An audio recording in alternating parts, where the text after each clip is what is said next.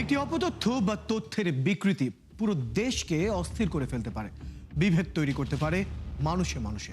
তাই প্রতিটি অপতথ্যের বিপরীতে প্রয়োজন সঠিক তথ্য তুলে ধরা। সেই কাজটি করতে এসেছি। আপনাদের সাথে আছি আমি ফয়সাল রায়। আমন্ত্রণ জানাচ্ছি রিউমার চেক নিয়ে ৭১-এর নিয়মিত আয়োজন ফেক নিউজ স্ক্যানারে। বলে রাখি, আজ আমাদের সাথে যুক্ত হবেন বাংলাদেশ সুপ্রিম কোর্টের আইনজীবী ব্যারিস্টার সাজ্জাদ আলী চৌধুরী। তার সাথে আলোচনায় যাব, তবে তার আগে একটি প্রতিবেদন দেখে নিই যাতে আলাপে সুবিধা হয়।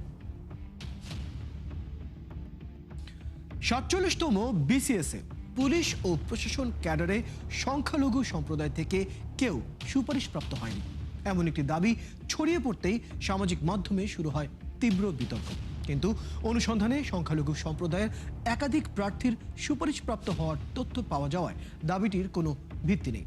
ওদিকে ভিন্ন ভিন্ন সংঘর্ষের পুরনো ভিডিওকে বিএনপিকে জড়িয়ে রাজনৈতিক সহিংসতার ঘটনা দাবি করে ছড়িয়ে দিলে তৈরি হয় উত্তেজনা। শুধু তাই নয়, মেসি আমাকে কখনোই বিশ্বকাপের গোল্ডেন বুট ছুঁতে দেবে না, আর্লি হার্ল্যান্ডের নামে প্রচলিত এই ভুয়া মন্তব্যটিও ছড়িয়েছে ব্যাপক বিভ্রান্তি। চলুন দর্শক, কিছু ফ্যাক্ট চেক দেখে নিচ্ছি। ৪৭তম বিসিএসে পুলিশ ও প্রশাসন ক্যাডারে সংখ্যালঘু সম্প্রদায় থেকে কেউ সুপারিশপ্রাপ্ত হননি, এমন একটি দাবি সামাজিক মাধ্যমে ছড়িয়ে পড়তেই দ্রুত ভাইরাল হয়। কমেন্ট সেকশন জুড়ে দেখা যায় নানান ধরনের আলোচনা সমালোচনা। তবে রিউমার স্ক্যানার টিমের অনুসন্ধানে দেখা যায় দাবিটি সম্পূর্ণ গুজব।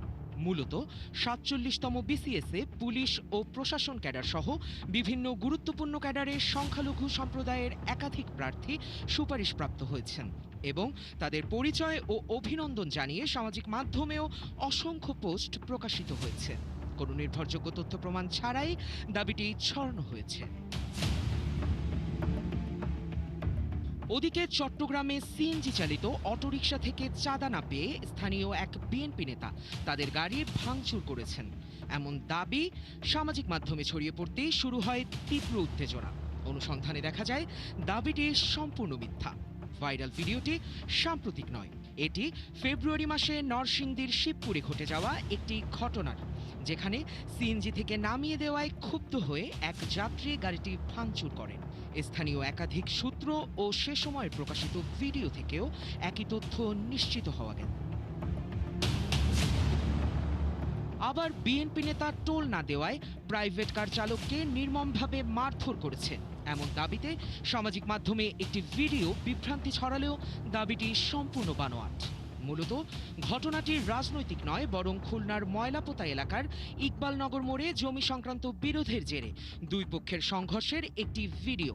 স্থানীয় সূত্র, ঘটনাস্থলের প্রত্যক্ষ তথ্য এবং খুলনা কোতোয়ালি থানার বক্তব্যে বিষয়টি নিশ্চিত হওয়া গেছে।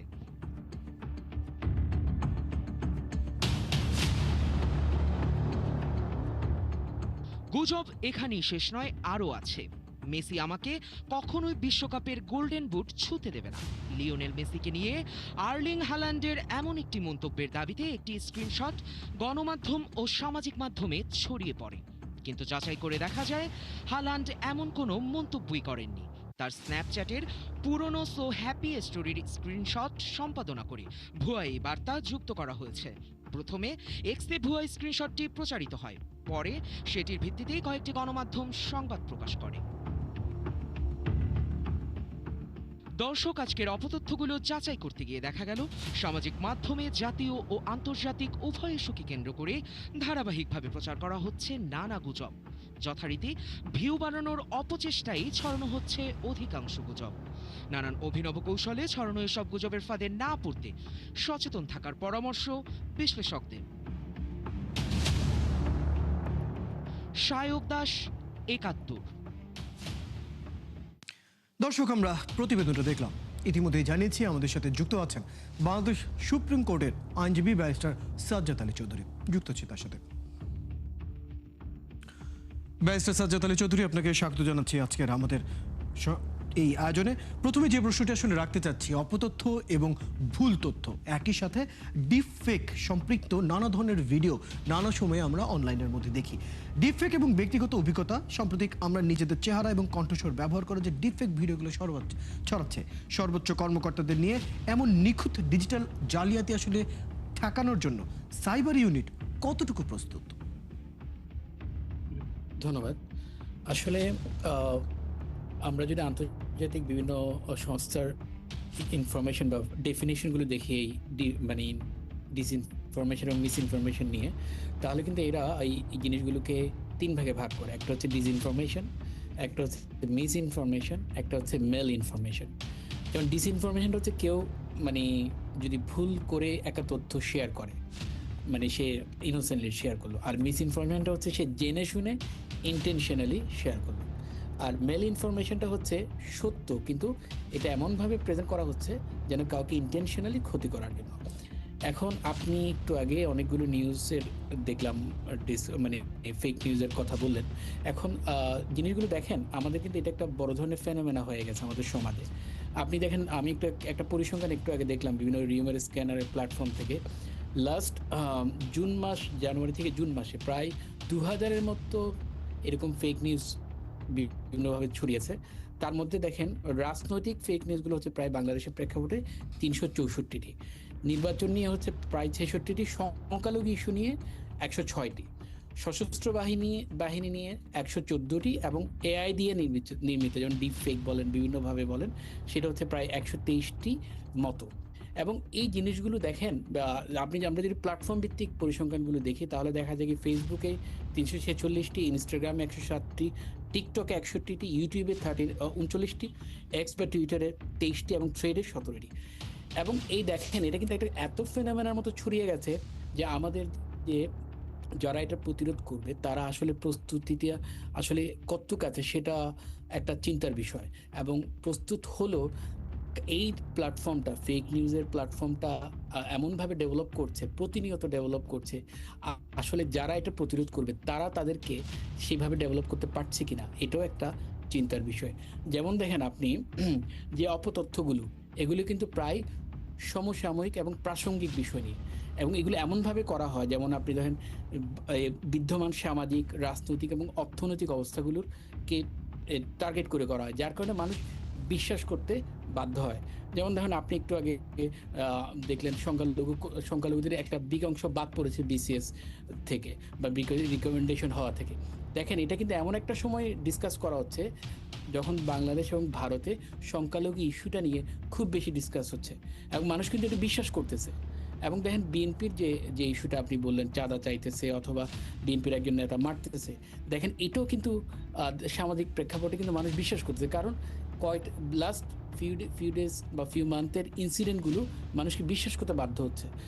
কিন্তু এগুলো আসলে ঠেকানোর জন্য আমাদের সামাজিক বলেন, নিরাপত্তা বাহিনীগুলো বলেন, অথবা আমাদের রাষ্ট্রীয় এবং ইভেন আপনারা যারা মূল ধারার মিডিয়াগুলো আছেন, তারা আসলে অনেক সোচ্চার ভূমিকা পালন করতে হবে এবং নিজেদেরকে আপগ্রেড করতে হবে। ব্যারিস্টার সাজ্জাদ আলী, এখানে আমি একটি বিষয় যুক্ত করতে চাই। যদি গত 3 মাসের যে ধরনের অপতথ্যগুলো বা ফেক নিউজগুলো সবচেয়ে বেশি ভাইরাল হয়েছে, সেটা যদি আমরা একটা লিস্ট করি, তাহলে আমরা সবচেয়ে বেশি দেখেছি সবচেয়ে প্রাসঙ্গিক বিষয়গুলো নিয়ে আসলে এই গল্পগুলো সাজানো হয়েছে। অনেকটা দেখে বোঝাই যায় এগুলো পরিকল্পিতভাবে করা হচ্ছে। অর্থাৎ অনেকটা বলাই যাচ্ছে যে আগামীকাল বা তার পরের দিন কি কি ধরনের অপতথ্যগুলো বেরোবে, আমরা অনেকটাই দেখেছি পরিকল্পিতভাবেই, তারা সংঘবদ্ধভাবে এগুলো আগে থেকে পরিকল্পিত থাকে। যদি তারা পরিকল্পিতভাবে এগোতে পারে, তাহলে আইন শৃঙ্খলা বাহিনী বা যাদের কাজ হচ্ছে এই ধরনের কাজকে, কর্মকাণ্ডকে ঠেকানো, তারা কি পরিকল্পিতভাবে এগোতে পারছে বা তাদের কি সেই পরিকল্পনা আছে? ধন্যবাদ। আসলে এটা একটা আপেক্ষিক বিষয় এবং একাডেমিক বিষয়। তারা, হ্যাঁ, আমি তো মনে করি অবশ্যই আইন শৃঙ্খলা বাহিনীগুলো অবশ্যই এর জন্য তৈরি। কিন্তু তৈরি এটা কিন্তু আবার এটুকে কিন্তু ফুল স্টপ দিলে হচ্ছে না। এরপরে যেটা হচ্ছে কি, সাবসিকুয়েন্টলি কিন্তু নতুন আজকে একটা ইস্যু শেষ হচ্ছে, কালকে কিন্তু নতুন আরেকটা ইস্যু শুরু হচ্ছে। শুধু কালকে না, এটা মানে একটু মুহূর্তে পরেই নতুন একটা ইস্যুর জন্ম হচ্ছে। এখন আমাদের আইন শৃঙ্খলা বাহিনীর যারা আছেন, তারা বেসিক্যালি এত অপতথ্যের মধ্যে তাদের সংখ্যাটা কিন্তু খুবই মানে নগণ্য এটাকে করার জন্য, মানে ফেস করার জন্য। এই ক্ষেত্রে বেসিক্যালি তারা একা কিন্তু সম্ভব না। এই ক্ষেত্রে একটা সমন্বিত একটা প্রচেষ্টা দরকার, অবশ্যই সেটা হতে হবে যে প্ল্যাটফর্মগুলোতে এই অপতথ্যগুলো ছড়াচ্ছে, সে প্ল্যাটফর্মগুলোকে সাথে নিয়ে, সাধারণ মানুষগুলোকে সাথে নিয়ে, মিডিয়া যারা মেইন স্ট্রিম যারা আছেন তাদেরকে সাথে নিয়ে। কারণ আমি মনে করি আইন শৃঙ্খলা বাহিনী একা পক্ষে এটা ফেস করা সম্ভব না। শুধু তাই না, এইগুলো আসলে চেক করার জন্য, ফ্যাক্ট চেক করার জন্য বা এগুলো ফিগার আউট করার জন্য কিছু ইন্টারন্যাশনাল মানদণ্ড আছে। সেজন্য আমি আইন শৃঙ্খলা বাহিনী শুধু এককভাবে আসলে এটা ফিগার আউট করার মতো মানে আমি মনে করি তারা আরও নিজেদেরকে ডেভেলপ করতে হবে। এই পর্যায়ে আমি একটু সচেতনতা নিয়ে আসতে চাই। আমরা প্রতিনিয়তই নানা ধরনের অপতথ্য বা ভুল তথ্য খুবই সহজেই ভাইরাল হয়ে যেতে দেখি। তার অন্যতম একটা বড় কারণ হয়ে দাঁড়ায় যে যারা এইসব তথ্য শেয়ার করছেন তারা অনেকেই ফ্যাক্ট চেকিং বা সেই বিষয়গুলো নিয়ে কোনো ধরনের যাচাই বাছাই ছাড়াই তথ্যগুলো শেয়ার করে দিতে চান। এই জায়গা থেকে আমি একটু জানতে চাই, আমাদের দেশে যারা ব্যবহারকারী রয়েছেন তাদের সচেতনতা আসলে কতটুকু দেখছেন এই সময়কার অনুযায়ী? ধন্যবাদ। আমি মনে করি মানুষ প্রতিনিয়ত সচেতন হচ্ছে, কারণ লাস্ট কিছুদিন ধরে, কারণ এইটা আমরা ইভেন দোজ আগস্টের আগেও এই অনেক সময় কন্টেন্ট শেয়ার করার জন্য অনেক ধরনের আইনের বিভিন্ন কনভিকশন বলেন, সাজা বলেন, অথবা বলেন বিভিন্ন ধরনের জেলও খাটতে হয়েছে অনেকে। কারণ হচ্ছে দেখা যাচ্ছে কি আপনি মানুষ তারপর থেকে সচেতন হওয়া শুরু করেছে। কারণ আপনি একটা ইনফরমেশন শেয়ার করছেন, সেটা আপনার নিজে আগে জানতে হবে যে এটা আসলে আসল অথবা এটা একটা বিভ্রান্তিমূলক নিউজ অথবা কোনো ধরনের গুজব। যার কারণে এই সচেতনতাটা খুব গুরুত্বপূর্ণ এই ফেক নিউজগুলোকে আসলে আটকানোর জন্য। তার সাথে সাথে যেটা খুব রাষ্ট্রের জন্য এটা খুব ইম্পর্টেন্ট বিষয়, সেটা হচ্ছে যে তথ্যের অবাধ প্রবাহ। মানুষ যেন ইনফরমেশনগুলো যথার্থভাবে পায় এবং যথাযথভাবে পায়, যথার্থ সময়ে পায়, সেটার একটা তথ্যের অবাধ প্রবাহটা নিশ্চিত করা। এবং মেইন স্ট্রিম নিউজ মিডিয়া যেগুলো আছে তাদেরও এটার ব্যাপারে আরও সোচ্চার হওয়া উচিত। শুধু তাই না, আমাদের যারা আইন প্রয়োগকারী সংস্থা আছে, যেমন ধরেন সিআইডি বলেন, ডিবি বলেন, ডিবিতে আবার আলাদা একটা প্ল্যাটফর্ম আছে, সাইবার শাখা আছে তাদের, ইভেন দোজ পুলিশেরও। এখন তারাও আসলে নিজ নিজ প্ল্যাটফর্ম থেকে এই ইস্যুগুলোতে একটা দায়িত্ব নিতে পারে। তাদের নিজস্ব ইয়াগুলো আছে, যেমন ফেসবুকে, ইউটিউবে, তারা এই প্ল্যাটফর্মগুলোকে তারা এই সচেতনতার জন্য, ইভেন তো সরকারের বিভিন্ন মিনিস্ট্রিগুলো এই সচেতনতার জন্য তাদের এই প্ল্যাটফর্মগুলি ইউজ করতে পারে এবং এইভাবে করে মানুষের মধ্যে সচেতনতাটা বৃদ্ধি করতে পারে। এবং এর সাথে সাথে আরেকটা যেটা করতে পারে সেটা হচ্ছে আইনের প্রয়োগটা নিশ্চিত করা।